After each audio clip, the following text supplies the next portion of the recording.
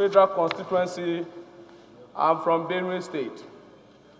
I also represent the unemployed youth of this nation in this hallowed chamber. Mr. Speaker, I have an unofficial motion that I'm working on so that we can get 1% of every member's allowance to be given to the unemployed. I rise this afternoon, Honorable Speaker, honorable colleagues, to bring a motion on the urgent need to review the national anti-malaria treatment policy in Nigeria. The House notes that Nigeria was identified as one of the countries targeted by the Presidential Malaria Initiative, PMI, in 2005, to reduce malaria-related mortality by 50% across 15 high-burden countries in the sub-Saharan Africa. Also note that the initiative revolves around 4 proven and highly effective malaria prevention and treatment measures: insecticide-treated mosquito nets, ITNS, indoor residual spraying, IRS, accurate diagnosis and prompt treatment with attenomycin-based combination therapies, ATS, and intermittent preventive treatment of pregnant women, the IPTPS. Further note that there are over 100 million people at risk of malaria every year in Nigeria, and indeed it was estimated that about 50% of the adult population in Nigeria experience at least one malaria attack yearly, while the under 5 years children have up to 2 to 4 attacks of malaria annually. Recall that during the 2005 African Summit on Rollback Malaria in Abuja, the head of government and international agencies signed the Abuja Declaration, committing themselves to the Abuja target, one of which stipulated that concerted effort would be made to ensure that by the end of 2005, at least 60% of those at risk of malaria attack should have access to good, quality, affordable, and efficacious anti-malaria drugs. Aware, Honorable Speaker, honorable colleagues, that the Presidential Malaria Initiative PMI strategy for 2015 to 2020 takes another account of the progress over the past decade and the new challenges that have arisen, including the yearly economic loss due to malaria attack in Nigeria, which have been put at about 132 billion naira due to cost of treatment, transport to sources of treatment, loss of man-hour, absenteeism from school, and other indirect costs. Also aware that in 2011, Nigeria began implementation of the PMI focus as a focus country with support of 3 states from Cross River, Nasarawa, and Zamfara. And in 2012, it expanded the scope to 6 more states of Bauchi, Benue, Ebonyi, Kogi, Oyo, and Sokoto. While in 2013, it added 2 more states of Akwa Ibom and Kebbi, bringing the total to 11 states. Worried that malaria is transmitted throughout Nigeria, with 76% of the population living in high malaria transmission areas and 24% in low malaria transmission areas.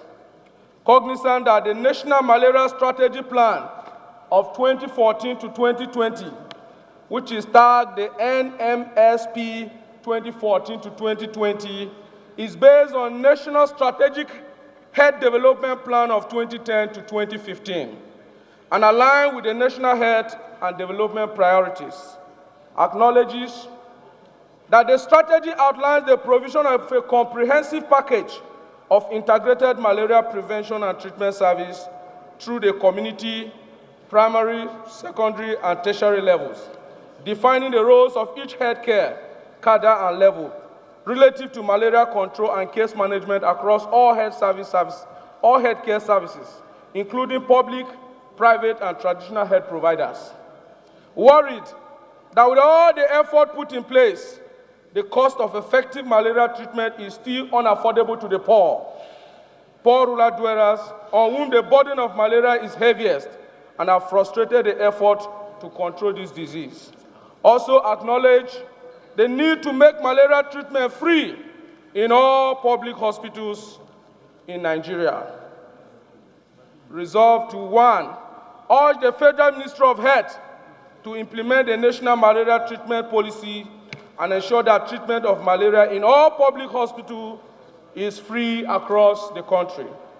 2, mandate the Committee on Healthcare Service to liaise with the Federal Ministry of Health, relevant international organizations, and donor agencies to ensure that malaria treatment is free in all public hospitals in Nigeria. I so submit. To second the motion, ably moved by my brother, Mr. Speaker, I so second.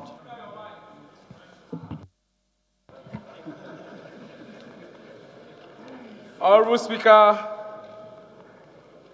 honorable colleagues, I remain Honorable Benjamin Bems Andu, representing all the people of Makudi Guma Federal Constituency, and I'm from Benue State. Honorable colleagues, this motion is a motion that is important not just to my constituency but to Nigeria at large. Nigeria is one of the countries in the world that had the highest number of malaria cases in our hospitals. Malaria, as you all know, is a mosquito-borne disease. I want to believe that for every member sitting in this hallowed chamber, you have been attacked by malaria once or twice since the year began. This is one disease that have refused to go, despite every effort put in place by our government, both at the federal, the state, the local government level, and even the traditional health providers. All hands have been put together to make sure that this disease has been brought to a halt in our tropic African nation. Mr. Speaker, you agree with me that the cost associated by my research has been put about 132 billion. This is just the cost that we can assume. I want to agree that the issue of death is high with malaria-related disease, particularly with the vulnerable age, which is infants and then our pregnant women. This disease is a scourge, it's an epidemic. And government have made so much effort to make sure that this disease is put to an end, Mr. Speaker, honorable colleagues. And with all this effort, the scourge of malaria has continued to prevail, has continued to bring about an issue in the GDP of our life, our nation. Mr. Speaker, honorable colleagues, I want to crave the indulgence of this House that we take a bold stand to make sure that this menace that almost every Nigerian suffers yearly is made free in our public hospitals, so that the poor, the rural dwellers, the vulnerable group can be able to access the treatment of malaria. This is one scourge that does not know tribe. This is one epidemic that does not know where you are from. As far as Nigeria is concerned, if you go to our hospitals, there are over 100 million cases yearly. Nigeria alone accounts for about 25% of malaria-related disease. Africa accounts for about 76% of it. Nigeria is the highest country in the world with cases of malaria. I plead with this House that we make sure that the treatment of malaria is made free so that it can be accessible to all, so that it can be accessible to the poor, so that it can be accessible to the vulnerable. This I so submit. I plead that you don't kill this motion, but make it survive. Thank you, honorable colleagues. Thank you, Speaker, and I pray that may your days be long. I thought a motion like this that will take, well, I appreciate the need for us to increase the health facility of our country and take care of our citizens. we should also be mindful of the cost implication. Do you have an analysis of what you think it will take if you are going to implement that across the country in terms of the budgetary provision, whatever, the source of funding? Give us more light so that we'll now be guided in taking our decision. Federal government, international organizations, and donor agencies are doing a lot. Malaria drug is so much subsidized that if it is possible, we can make it free. If you look at the amount of donor agencies, international organizations bringing in support, roll back malaria.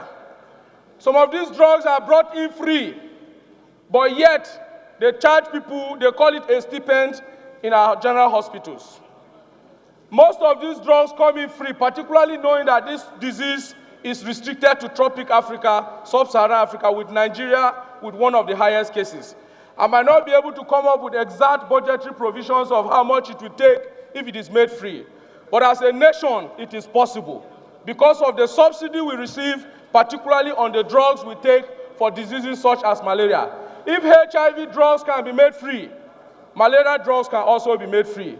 If a lot of epidemics, a lot of drugs are being made free, there is no way as a nation, if we make the effort, it can be made free. All we need is the political will to do that which is right. I so submit, Mr. Speaker. Those against say nay. That's have it.